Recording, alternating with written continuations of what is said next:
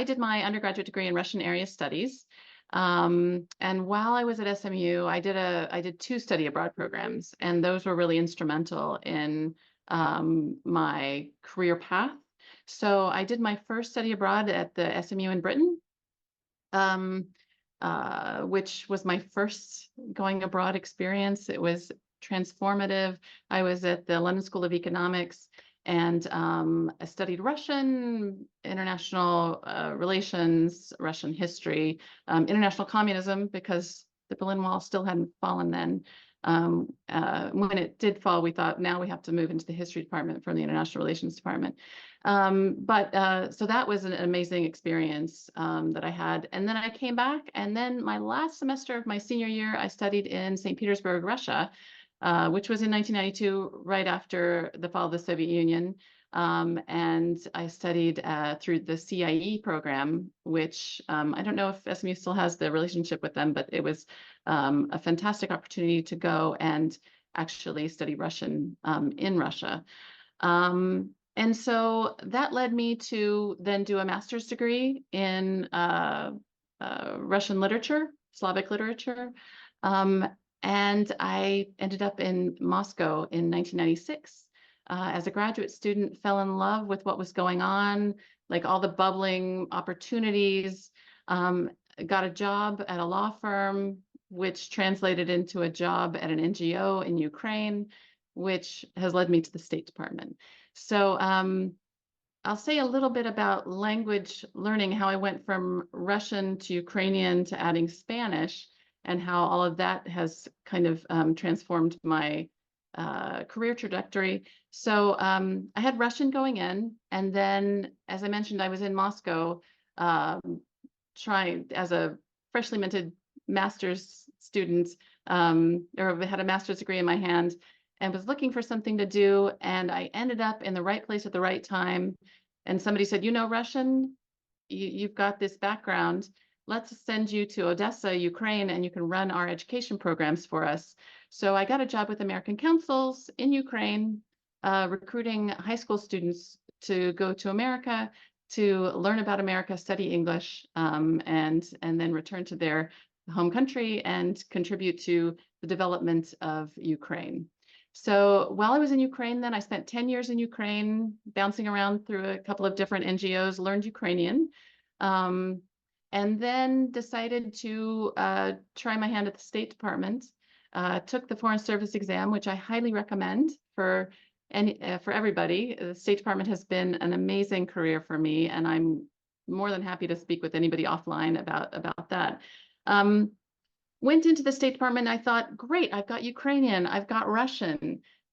They'll send me to someplace that speaks Russian.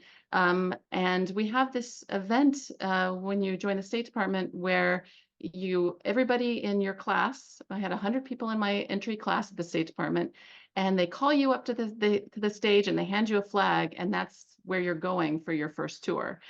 And I was all ready. Turkmenistan was on the list. Azerbaijan was on the list. I was sure that I was going to get one of those countries. And they raised the flag for Guatemala and said, you're going to study Spanish and you're going to go to Guatemala. So I spent the next 9 months studying Spanish, then spent 2 years in Guatemala, had an amazing experience.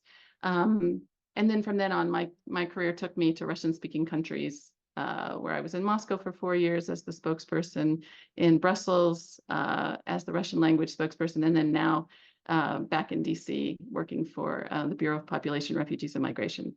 So it's been an amazing experience, an amazing trajectory.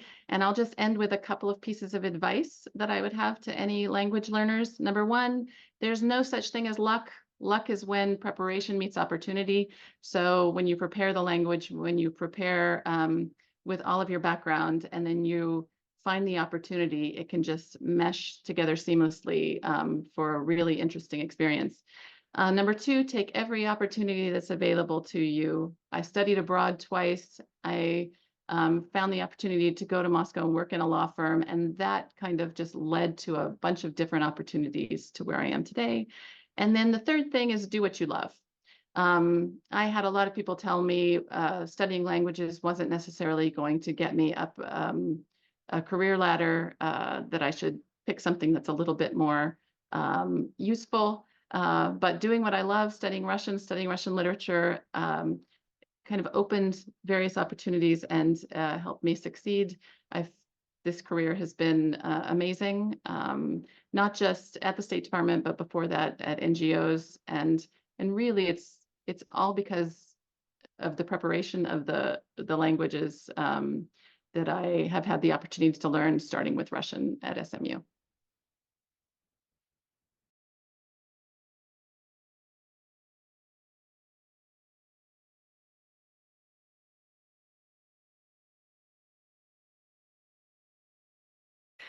So I wasn't planning on studying a language when I was at SMU. But I was really interested at the time in trying to join the Peace Corps. And I had a French language background, but I really wanted to go to Eastern Europe. So I thought, well, maybe the way I can kind of position myself to be selected for that area is by taking Russian. And so I took Dr. Zimakova's class my senior year, first semester, and only did like the semester, and I think like just trying to figure out career-wise what I wanted to do, because even though I was majoring in theater and in history, I thought like I might go into politics, or I don't know, do something that feels like it kind of marries politics and theater together, like doing conflict resolution through theater. So around like, I don't know, spring break of my senior year, I thought, I don't know if I really actually want to join the Peace Corps. I think I want to, but I'm not sure if something went wrong, if I could stick it out. So I kind of abandoned that, but I had this Russian background. And then fast forward to a year later, it was like, I'm in New York City. I really, really want to be an actor. I've always wanted to do that. I think I just had like a few people kind of like scare me into thinking that maybe I shouldn't do that, because again, like a little bit like what was said before, it doesn't seem like it's a solid career path to be an actor. So I started auditioning, and then kind of, I guess, again, like fast forward to booking this role in For All Mankind in 2018. At the time, I didn't know that there would be Russian involved. But when our showrunner sat down with me to talk about the fourth season, they said, oh, and by the way, Margot's living in Russia, and we think it'd be a good idea if you spoke some Russian. And I said, well, that's really wild, because I actually took a semester of Russian in school. And then they said, so we'll send you the scripts when they're ready. And then when I got the scripts, it was actually like full scenes in Russian and conversational Russian. So I did like kind of like a 4-month like crash course with a tutor, so that I could both understand what was being said to me in a scene, and then also speak the language with confidence. I really don't understand how actors are able to learn something just phonetically, but not understand like the structure of the language and the way that the thoughts are put together.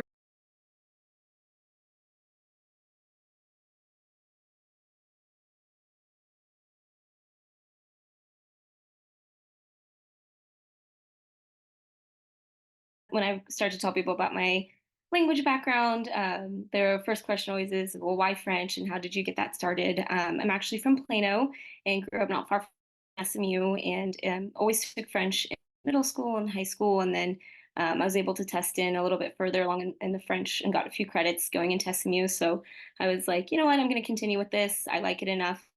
Something that I got excited about was my niche. I felt like I wasn't in sports or anything that really drew me other than French.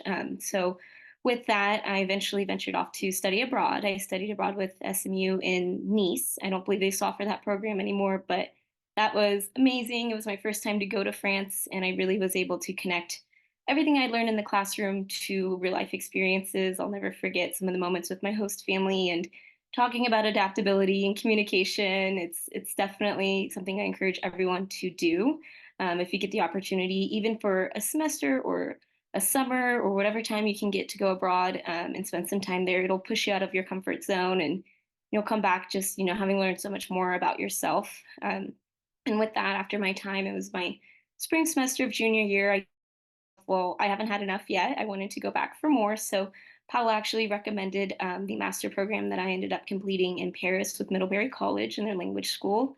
And that to me was, I mean, I'd done Nice, it was a smaller town.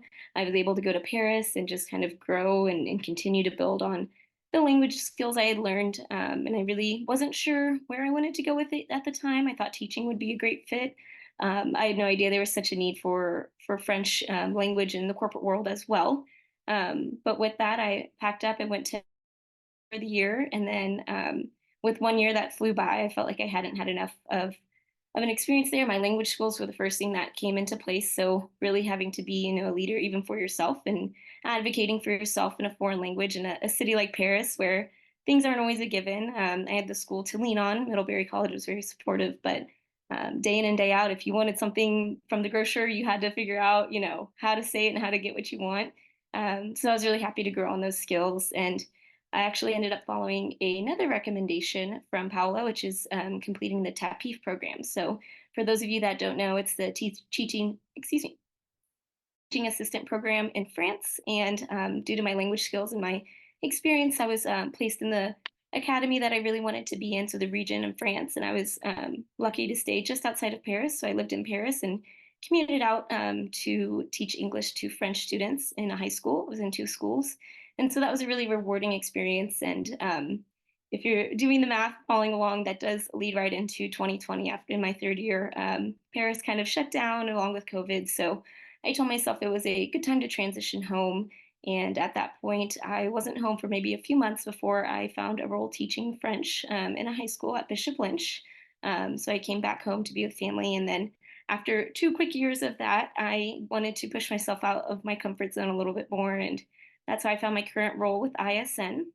We essentially do contractor management for clients, but we have a lot of clients, as Aria mentioned, that are based outside of Montreal. So Bridgestone, Hershey, there's some really big names that we can help support. And our headquarters is in Dallas, and we have an office in Montreal, but I'm able to support them from here. So we are always looking for French speakers. We have it depends where. Essentially, the company has a presence is where they have a language need. There's always Portuguese. We have a lot of presence in Brazil, South America. Spanish is highly sought after as well. So it was an exciting opportunity to switch over and put myself out there a little bit more. And as she mentioned, I'm working with people out of Quebec and in the offices there, which is another kind of layer to my French skills because I knew French from France and especially specific regions. However, this was another chance or an opportunity to develop all my language skills even more and understand a little bit of le Québécois.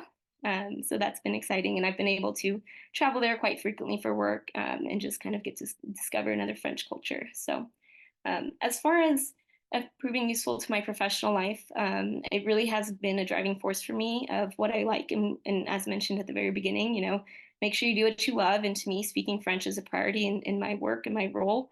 And I've been given a lot of feedback at a lot of times at work and in both my roles or any of my roles that, you can do a job that not everyone else can. So there's really that emphasis and that need of language speakers, whatever language you choose, whatever you're passionate about.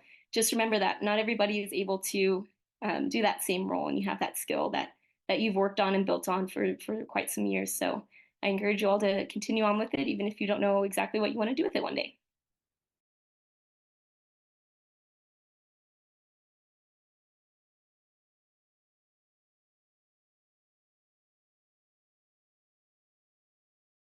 I always grew up speaking French in elementary school. I think I started in 3rd or 4th grade.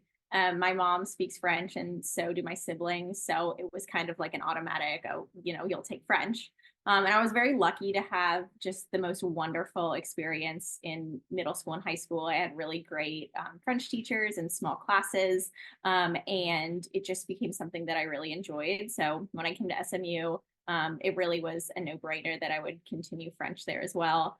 I also knew, from a really young age, I always knew I wanted to be a doctor. And so I came to SMU with plans of being a bio major in pre-med.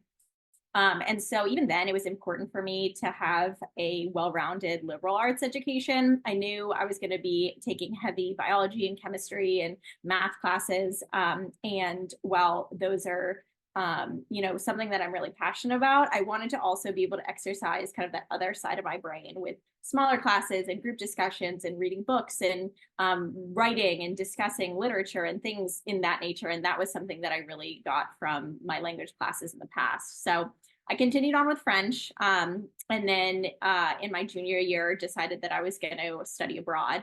And I was kind of hesitant at first because I think as pre-meds, we are, the end goal is always to become a doctor and to get into medical school. And you're constantly checking your list saying, am I meeting every mark? Am I taking every class? Am I on track to take the MCAT? And so traditionally, I think, studying abroad and being pre-med aren't necessarily two things that go well together. And it was actually Madame Buckley who encouraged me to look into this program called IFE because it allowed me to take French language classes in Paris for, I think, about like 6 weeks or so. And then the rest of the time I completed an internship. And so they set me up with an internship at one of the medical schools in Paris. And I was doing laboratory research there, which was awesome because I got to blend, two things that I was passionate about, French language and also science and research. And I was able to get credits both for my French minor and also for my biology degree. And do a presentation on my research. And I think that really helped with my medical school applications.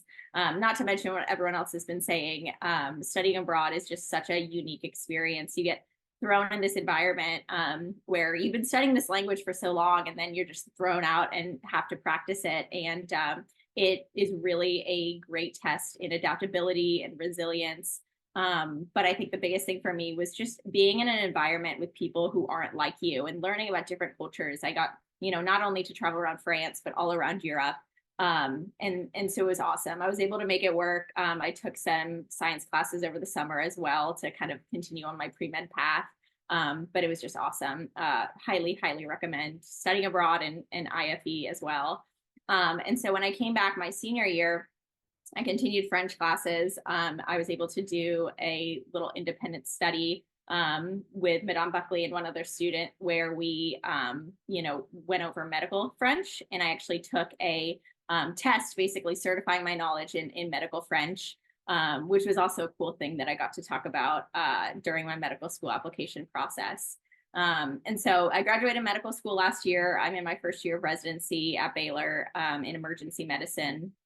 And while I don't necessarily use my French skills every single day, I think kind of the bigger skills that my degree in French helped with is communication. As a physician, you're communicating with so many different people all day long. And I would say probably about 25 to 50% of my patients on a daily basis don't speak English. And that's one of the things I love about the emergency room in general. We take care of so many people from so many different backgrounds. And many of them speak a different language. And so I love that I have a sense, I know where people are coming from. When someone who speaks a different language comes into my ER, I know what it's like to be in a foreign country and not be able to communicate or have a hard time communicating. And so it's a shared understanding and I think a degree of cultural competency that I really gained in learning French. And, I think what's also really cool is DFW does have a large amount of French-speaking people. And so there have been times when I have had French-speaking patients. And while I'm not, unfortunately, my language skills are not yet at the point where I can become an interpreter. But it's a really cool way for me to build rapport with my patients. I remember, I think it was in my third year of medical school, I had a patient, I was working in a family medicine clinic and brand new parents came in with their newborn for like their first pediatrician appointment and they spoke French. And, I went in and I introduced myself in French and just started chatting with them. And I said, we're going to get the official medical translator, but, I speak French. It's nice to meet you.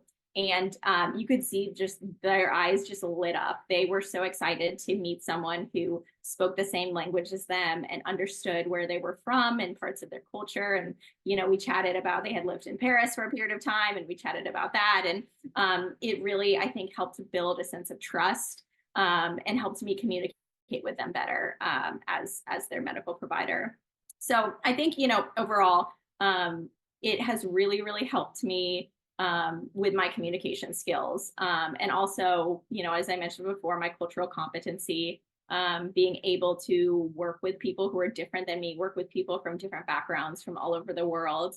And also, French speaking patients, of course. I'm in the process of learning Spanish because I think the majority of my patients who speak a different language speak Spanish.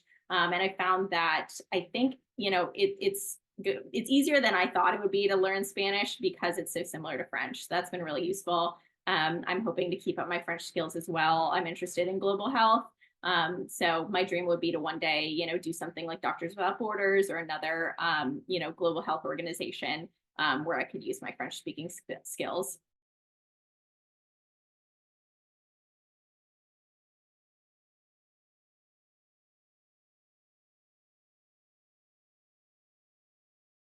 So I started studying Italian for the obvious reasons. I'm an opera singer. I did not grow up speaking any of these languages. I ended up going to the Performing Arts High School in Dallas, Booker T. Washington, HSPVA, and I actually was a transfer student to Southern Methodist University by way of Louisiana State University. So I came in as a sophomore, and coming in as a sophomore is kind of hard to get your footing socially. So the Italian department provided me a sense of community. It provided me a sense of camaraderie, and I think it provided me a foundation that would carry me forward with all the languages that I would have the opportunity to sing in. So I had the opportunity to study abroad in the SMU and Tuscany program in Florence specifically, also trips in Bologna and Rome. And during that process, I would have the opportunity to take an Italian film class.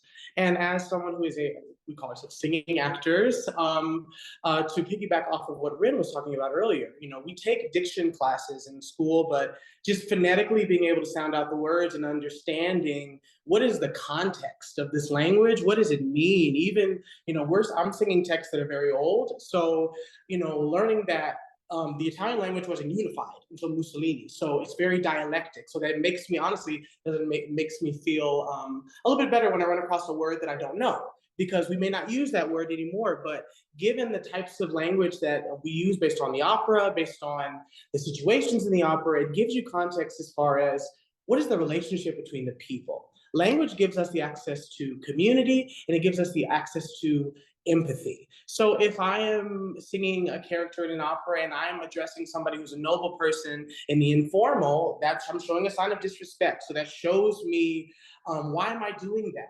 Being a part of the language program honestly taught me how to be able to ask the right questions. Why do people use the words that they use? Why do people communicate in the way that they do? Because that means something.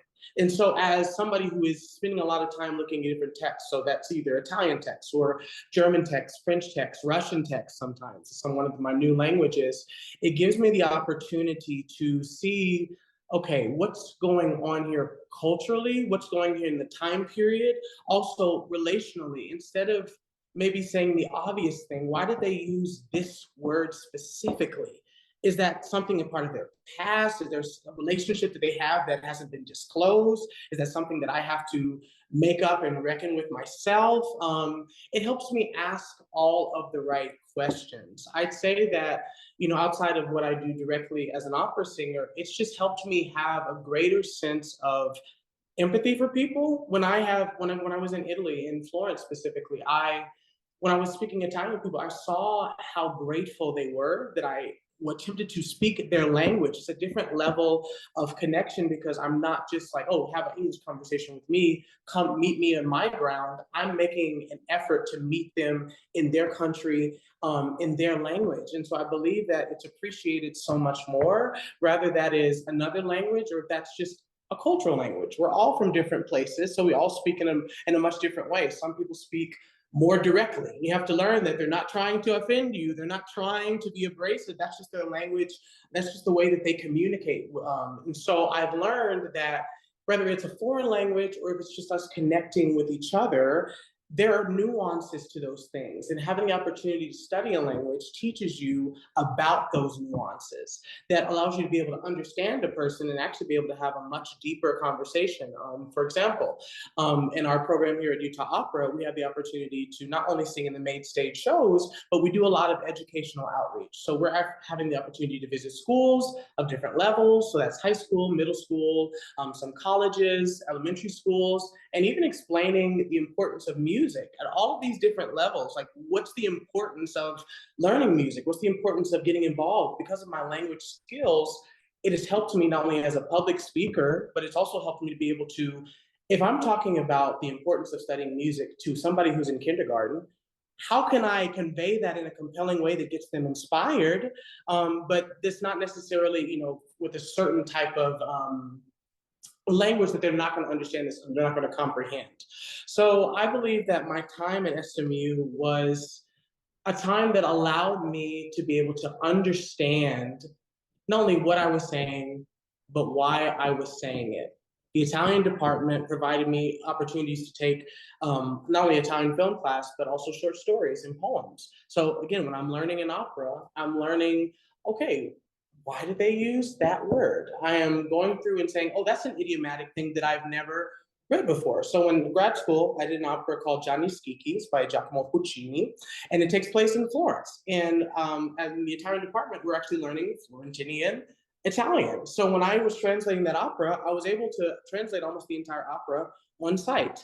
And it gave me an opportunity. I could go back in my memories and think, I've been at the Ponte Vecchio. So when Lauretta wants to throw herself off the Ponte Vecchio, I know where that is. Also, when I'm, looking at the families and the structures of that Italian city, I have the real world context to be able to bring to that opera. And so I say all that to say, no matter if you're doing something specific like I'm doing as an opera singer, or if you're using, no matter what you're using your language in whatever field you choose to use it in, I believe that the point of language is connection. The point of language is community, and the point of language is empathy. And one of the things that we're able to do by studying another language is we're learning how to be able to communicate with another person so that we may understand them, so that we may connect with them.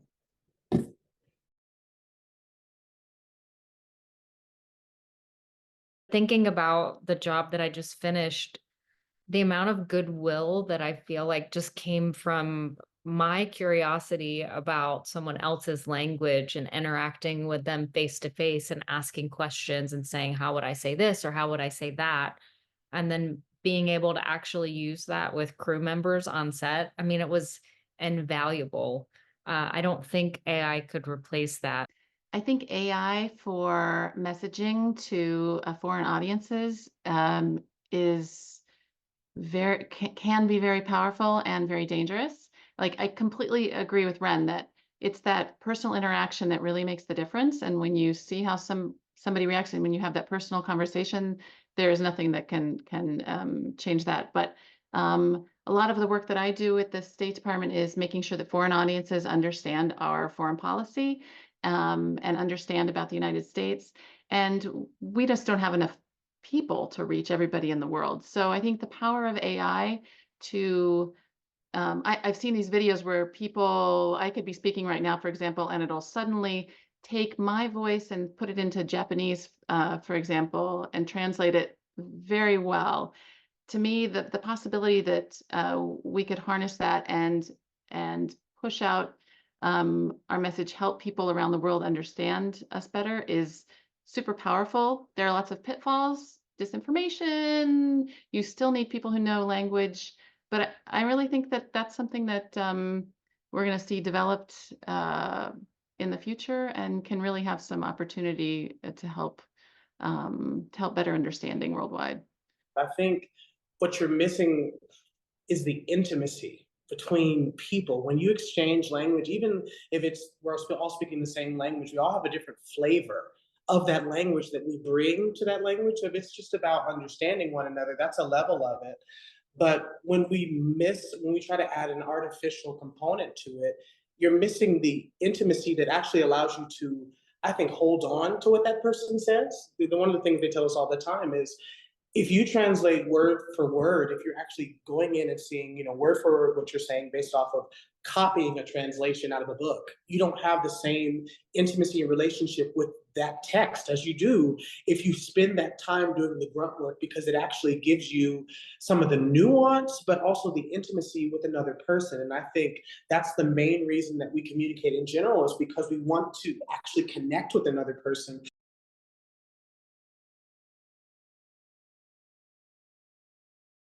I was always looking for opportunities or looking for programs or trying to, I was kind of chasing the French and the language fluency that I wanted, and really the cultural fluency as well. And then I think I hit a certain point where I had spent 3 years in Paris, and coming back, I was kind of surprised to find that, or I experienced where the language was seeking me out. So before I knew it, I felt like I was being sought out because I had that skill. Same with my current role. I actually had just, sent out some feelers. I wanted to transition over, and I didn't realize how highly sought after language speakers were at my company. If you take a language and stick with it, like there are so many things about that that will possibly become useful to you later on. But I also think help you understand that you're actually capable of far more than you think that you are.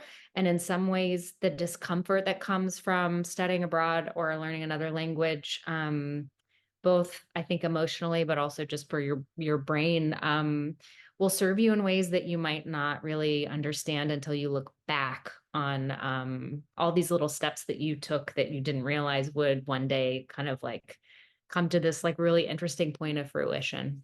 The opportunities just kind of, they do come to you. I don't come from a Russian background. I didn't ever think that I would be studying Russian. I came to SMU as a music major, and then took a language and Russian literature and translation class. It was Solzhenitsyn, and I just fell in love with it and started studying Russian. And then all along the way, I did do a master's degree in Russian, but along the way in my career, people have recognized my Russian language ability, and that's led me to be able to do certain jobs. It's kind of opened doors. It's enabled me to meet people that I wouldn't have been able to meet before. So, for example, the ambassador, when I was in Moscow, needed somebody to go with him to a reception, to a birthday party with Mikhail Gorbachev, and so I got to go and like be the person that got to take pictures of them and facilitate conversation.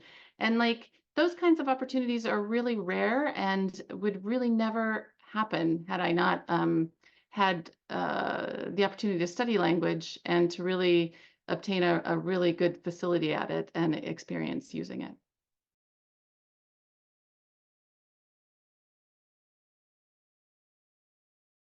Go to the place. It makes it real. It raises the stakes of, oh, you're not just taking a class in a school just to take a class in a school. What's the point of you taking that class? And it is communication. Use your resources. Your teachers are there to help. Part of the reason I became a teacher is because of so many of the great teachers I had. Each of us has had that time when you're in tears because learning a language is hard. Being in a foreign culture is hard. And you're like, oh my God, why did I do this? But don't give up, and stick to it, and you'll see the fruits of your labor, and always do what you love. If you're coming into SMU or you're a student of a very like focused major, the theater major at SMU, I think is like 80 credit hours or something. So it's really hard to do other things.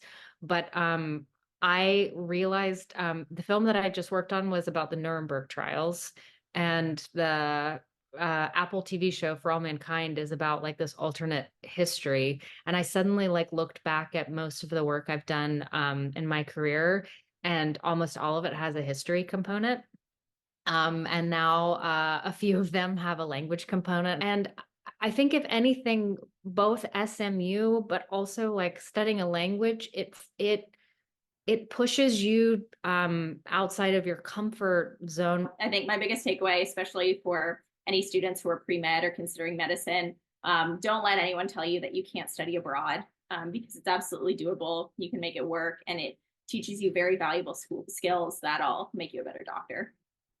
And especially with studying abroad, I think it's just so important to have those opportunities where you can get outside of your comfort zone, push yourself, do something hard, be around people who are different from you, and have those experiences, because it'll help you both in your professional development and also your personal development too.